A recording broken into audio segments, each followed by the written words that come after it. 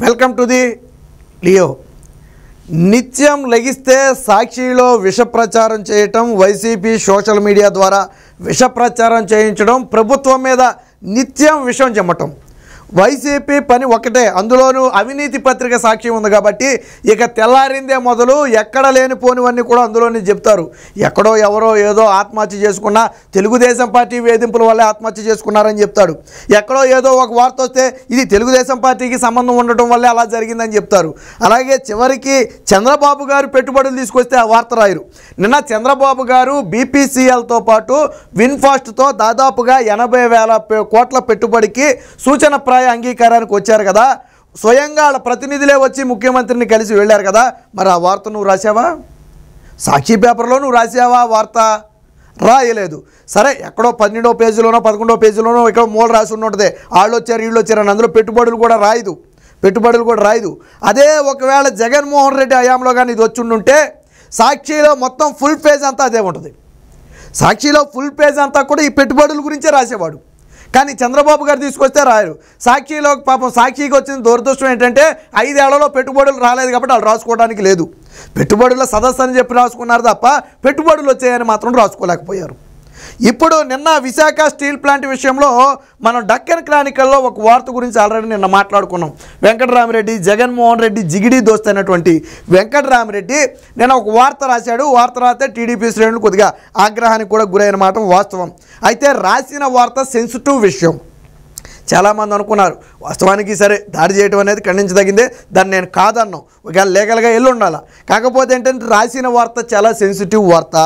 Visakha steel ప్లాంట్ను అమ్మేద్దాం అనుకుంటున్నారనే వార్త కొన్ని వేల కుటుంబాల మీద ప్రభావం చూపుతుంది. అందులో పనిచేసే వాళ్ళ మీద వాళ్ళు తీవ్ర మనోవేదనకు గురవుతారు. సో అది తీవ్ర నష్టాన్ని కూడా చేస్తుంది. సో అంత సెన్సిటివ్ వార్తను మరి రాసినప్పుడు ఖచ్చితంగా భావోద్వేగాలు ఆ స్థాయిలోనే ఉంటాయి. రాసింది ఒక తప్పుడు వార్త, డక్కన్ క్రానికల్లో రాసింది ఒక తప్పుడు వార్త. ఈ వార్తను పట్టుకొచ్చి సాక్షిలో రాశారు. సరే, ఏమో ఏదో ఒక మీకు సోర్స్ ఉండి రాశారు, నిజమే అనుకుందాం, కాసేపు పక్కన పెడదాం. మరి నిన్న కేంద్ర ఉక్కు శాఖ మంత్రి కుమారస్వామి వచ్చి విశాఖ స్టీల్ ప్లాంట్ ప్రైవేటీకరణ జరగనివ్వము, 100% దీన్ని కాపాడే బాధ్యత మాది అని చెప్పాడు కదా. మరి ఆ వార్త ఎందుకు రాయలేదు నువ్వు? డక్కన్ క్రానికల్లో కానీ సాక్షిలో కానీ ఈ వార్తను ఎందుకు రాయాల? నేను స్ట్రైట్గా అడుగుతున్నా, ఇదేనా జర్నలిజం విలువలని నేను స్ట్రైట్గా అడుగుతున్నా. స్వయంగా కేంద్ర ఉక్కు శాఖ మంత్రే వచ్చి విశాఖ స్టీల్ ప్లాంట్ ప్రైవేటీకరణ కాదు అని చెబితే అవుతుంది అని రాసావు కదా నువ్వు, ఏదో ఒక సోర్స్ ఉందని. మరి కాదు అనే ఆధారాలతో స్వయంగా కేంద్ర మంత్రి చెప్పినప్పుడు నీ కళ్ళు కాకులు పొడిచాయా, చెవుల్లో సీసం పోసుకున్నావా? ఎందుకు రాయలా?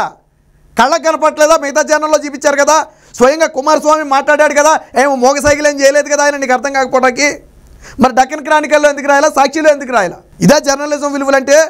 అంటే మీరు అధికారంలో ఉన్నప్పుడు దాన్ని అమ్మేసి అక్కడ పడగొట్టేసి జగన్మోహన్ రెడ్డి అక్కడ రాజధాని కడదామంటే వార్త రాయరు.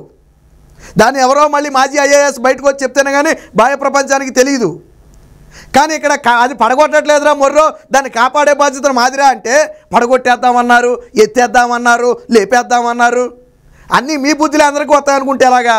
ప్రజావేదికను పడగొట్టి నీచమైన బుద్ధి మీది. అన్నీ మీ బుద్ధిలో అందరికీ వస్తాయనుకుంటే ఎలాగా? మీదంటే విధ్వంసం, మీదంటే కూల్చివేయడం కాబట్టి మీరు ఆ పనులు చేశారు. అందరూ ఆ పనులు చేయరు కదా. ఒక పక్కేం పెట్టుబడులు వచ్చాయి, ఆ వార్త రాయలేదా? 80,000 కోట్ల పెట్టుబడి బీపీసీఎల్ విన్ఫాస్ట్ వచ్చిందా? ఆ రెండింటి గురించి వార్త రాయలేదా? కానీ విశాఖ స్టీల్ ప్లాంట్ గురించి మాత్రం వార్త రాస్తావా? అది కూడా అబద్ధాల వార్త.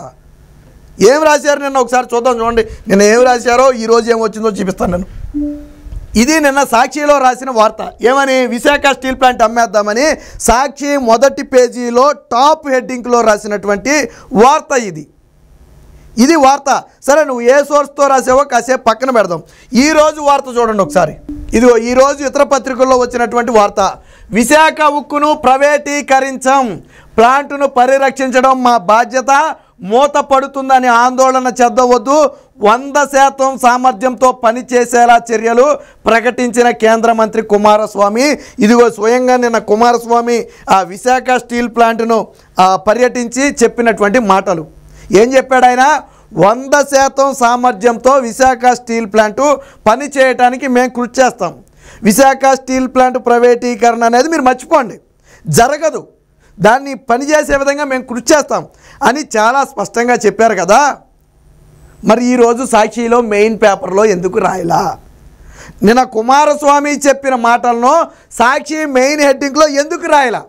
తాడు బొంగరం లేని ఒక వార్త ఎవడో డెక్కన్ క్రానికల్లో రాస్తే నీ సాక్షిలో వేసేవే. ఈరోజు స్వయంగా కుమారస్వామి చెప్తే సాక్షిలో ఎందుకు రాయలేదని నేను అడుగుతున్నా. ఇయా జర్నలిజం విలువలని నేను అడుగుతున్నా సాక్షి భారతీరెడ్డిని. ఇదా నువ్వు సాక్షి పేపర్ పెట్టుకుంది ఎందుకు? జగన్మోహన్ రెడ్డి కూడికం చేయడానికా?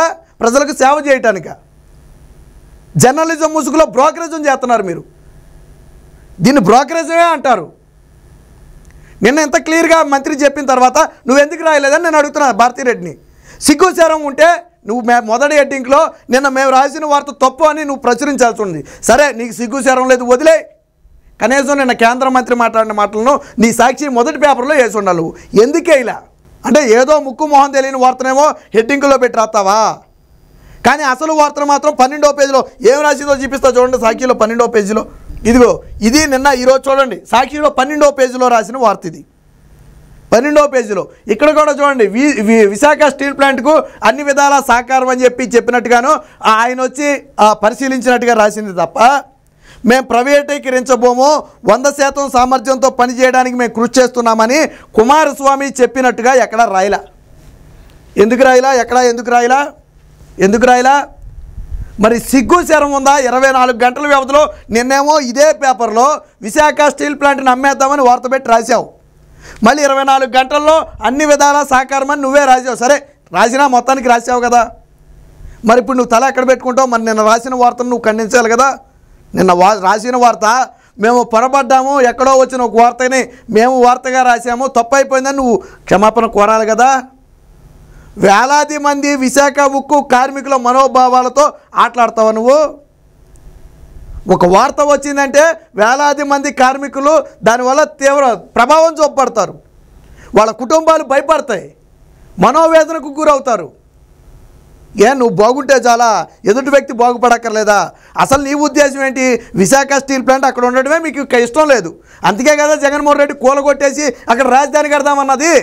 అసలు విశాఖ స్టీల్ ప్లాంట్ను కూలగొట్టాలి అన్న నీచమైన దౌర్భాగ్యమైన ఆలోచన వచ్చిందే జగన్మోహన్ రెడ్డికి, నీ భర్తకి జగన్మోహన్ రెడ్డికి. ఏ రోజైనా రాసావా నువ్వు? ఒక ఐఏఎస్ చీఫ్ సెక్రటరీగా పనిచేసినటువంటి ఒక ఐఏఎస్ బయటకు వచ్చి ఈ విషయాన్ని చెప్పాడు. అన్ని పత్రికల వార్తను ప్రచురించాయి. నీ పత్రికల్లో రాసావా? అప్పట్లో నా మొగుడు విశాఖ స్టీల్ ప్లాంట్ను బడగొట్టి రాజధాని కడదాం అనుకున్నాడంట, నాకు ఇప్పటి వరకు తెలియదు, ఇప్పుడే తెలిసింది అని ఎందుకు రాయాలా? నీ సాక్షిలో నీ మొగుడు గురించే కదా చెప్పింది. ఇది భారతీరెడ్డి దిగజారుడికి నిదర్శనం. ఖచ్చితంగా భారతీరెడ్డినే అడుగుతాం. ఎందుకంటే నువ్వే కదా పేపర్ నడిపేది, మేనేజింగ్ డైరెక్టర్ నువ్వే కదా. కాబట్టి ఖచ్చితంగా నిన్నే అడుగుతాం. సిగ్గు శరం లేకుండా నేను నమ్మేద్దామని రాస్తావా? ఈరోజేమో సహకారం అని రాస్తావా? అందులో అసలు వ్యాఖ్య ఎక్కడ రాయవా? మేము 100% సహకరిస్తాం, దీన్ని ప్రైవేటీకరించబోం అని చాలా స్పష్టంగా చెప్పారు. ఎందుకంటే విలేకరులే అడిగారు, విశాఖ స్టీల్ ప్లాంట్ ప్రైవేటీకరణ అంట కదా ఏంటి అని. అరే బాబు, ప్రైవేటీకరణ లేదు, గుడ్డు లేదు. విశాఖ స్టీల్ ప్లాంట్ 100% ఇక్కడే ఉంటుంది. 100% సామర్థ్యంతో నడవటం కోసం అవసరమైన చర్యలు కేంద్ర ప్రభుత్వం తీసుకుంటుంది. మంత్రిగా నేను తీసుకుంటాను, దానికి రాష్ట్ర ప్రభుత్వం కూడా సహాయ సహకారాలు అందిస్తే విజయవంతంగా నడుస్తుంది. మీరు అసలు అది మధ్యలో నుంచి తీసేయండి అని చెప్పి నిన్న చాలా స్పష్టంగా చెప్పాడు. నువ్వు ఎందుకు రాయలేదని అడుగుతున్నా నేను. ప్రైవేటీకరించబోమని కేంద్ర ఉక్కు శాఖ మంత్రి చెప్పాడు అని నువ్వు ఎందుకు రాయావు? నిన్న మాత్రం మనోభావాలు రెచ్చగొడతావా? ఈరోజు మాత్రం 12వ పేజీలో, నిన్న రాసింది మొదటి పేజీలో, ఈరోజు రాసింది 12వ పేజీలో. నోటికి తినేది అన్నమే కదా. ప్రజలు ఎలా పోయినా పర్లేదా? నీ రాజకీయ ప్రయోజనాల కోసం నువ్వు ఏ రాతలు రాసినా కానీ ప్రజలు భరించాలా? నీ సాక్షిలో 5 ఏళ్ళు ఈ రాతలు రాస్తేనే 11 సీట్లు ఇచ్చారు. జగన్మోహన్ రెడ్డి సగం ఓడిపోవడానికి కారణం ఏంటో తెలుసా? సాక్షి. నేను ఈరోజు చెప్తున్నా, జగన్మోహన్ రెడ్డితో దారుణ పరాజయం చవిచూడటానికి, ప్రతిపక్ష హోదా కూడా లేకుండా చచ్చిన పాము అవ్వటానికి సాక్షి ఒక కారణం. వీళ్ళు చేసిన ఎగస్ట్రాలు, వీళ్ళు రాసిన రాతలు. మా ఊరికి అయితే ప్రతిపక్ష హోదా వచ్చినేమో ఇంకొన్ని 2-3 సీట్లు పెరిగి, కానీ వీళ్ళు చేసిన ఎక్స్ట్రాల వల్లే జగన్మోహన్ రెడ్డి ఇలా ఈ రాతలు రాశారనుకో, ఈసారి జగన్మోహన్ రెడ్డి ఒక్కడే మిగులుతాడు, పులివెందులు ఇంకెవడో మిగలడు. అది కూడా కట్టమే. ఆల్రెడీ ఒక 30,000 మెజార్టీ మొన్న తగ్గింది కదా, ఈసారి ఇంకో 30,000 తగ్గింది అనుకో, చావు తప్పుకొని లొట్టపోద్ది. సాక్షిలో రాసే నీచమైన రాతలే జగన్మోహన్ రెడ్డి దెబ్బతీసేయి. ఎందుకంటే నువ్వు ప్రజల మనోభావాలను గౌరవించాలా, ప్రజల ఆలోచనలకు అర్థం పట్టే విధంగా వార్తలు రాయాలా. అది జర్నలిజం విలువలంటే. అది తప్పైనా ఒప్పైనా ఉన్న వాస్తవాన్ని బయట పెట్టాలా. ఎప్పుడు కూడా పత్రికలు అనేవి ఎప్పుడు కూడా ప్రతిపక్ష పార్టీ పాత్ర పోషించాలా. సరే, జగన్మోహన్ రెడ్డికి ప్రతిపక్ష పాత్ర లేకపోయినా ఆ పాత్ర సాక్షి పోషించవచ్చు. ఎక్కడైనా నిజంగా తప్పు జరుగుంటే దాన్ని ఎత్తి చెప్పడం తప్పు లేదు. లేదా ఎక్కడైనా ప్రజలకు నష్టం జరుగుంటే చెప్పండి, ప్రభుత్వం దృష్టికి వెళ్ళండి, వాళ్ళు అలర్ట్ అవుతారు, అది తప్పు కాదు. కానీ ఎవడో రాసిన దిక్కుమాలు వార్తనేమో నీ మెయిన్ హెడ్డింగ్లో రాస్తావు, నిన్న కేంద్ర మంత్రి చెప్పిన మాత్రం 12వ పేజీలో రాస్తావు. మరి ఇది జర్నలిజం విలువలు అంటారా అని నేను అడుగుతున్నా. నిజంగా నీకు సిగ్గు శరం ఉంటే సిగ్గుతో తలదించుకోవాలా. నిన్న నువ్వు రాసిన తప్పుడు వార్తకు, నిన్న కేంద్ర మంత్రి చేసినటువంటి ప్రకటనకు నువ్వు సిగ్గుతో తలదించుకోవాలి. వేరొక పత్రిక అయితే క్షమించాలా, పొరపాటున వేరొక కథనాన్ని మేము ఇక్కడ రాశాము, అది తప్పు, విశాఖ స్టీల్ ప్లాంట్ ప్రైవేటీకరణ జరగటం లేదని కేంద్ర మంత్రి తేల్చి చెప్పారని చెప్పి రాయాలా. ఎక్కడ క్రెడిట్ తెలుగుదేశం పార్టీకి వస్తుందో, ఎక్కడ క్రెడిట్ కూటమికి వస్తుందో. ఎందుకంటే భారతీరెడ్డి భర్త ఏమో దాన్ని పడగొట్టేసి అక్కడ రాజధాని కట్టాలనుకున్నాడు. చంద్రబాబు గారు దాన్ని కాపాడి దాని మీద ఆధారపడిన వేలాది కుటుంబాలను ఆ రోడ్డున పడకుండా కాపాడాలనేది ఆయన ఉద్దేశం. ఇద్దరికి నక్కకి నాగలోకానికి ఉన్నంత తేడా ఉంది. కాబట్టి సాక్షిలో వచ్చే వార్తల పట్ల ప్రజలు అప్రమత్తంగా ఉండండి. సాక్షిలో అనునిత్యం విషం చెమ్మటం తప్ప ఇందులో ఏది కూడా ఒక్క కథనం కూడా కరెక్ట్ అయింది లేదు. ప్రజలను ఉద్ధరించే విధంగా కానీ, ప్రజలకు మేలు చేసే విధంగా కానీ సాక్షి జీవితంలోనే ఇప్పటివరకు కథనాలు రాయలేదు, ఇక ముందు రాయబోదు కూడా. నాకు తెలిసి మీరు సాక్షిని మీ వ్యక్తిగతంగా బ్యాన్ చేయండి. సాక్షి పేపర్ను కానీ, సాక్షి న్యూస్ని కానీ మీరు వ్యక్తిగతంగా బ్యాన్ చేస్తే అప్పుడు బయట ఏం జరుగుతుందో తెలుస్తుంది. లేదు, మీరు సాక్షినే చూస్తే రోజు ఇలాంటి అసత్య కథనాలు తప్ప అందులో ఒక్కటి కూడా వాస్తవం ఉండదు.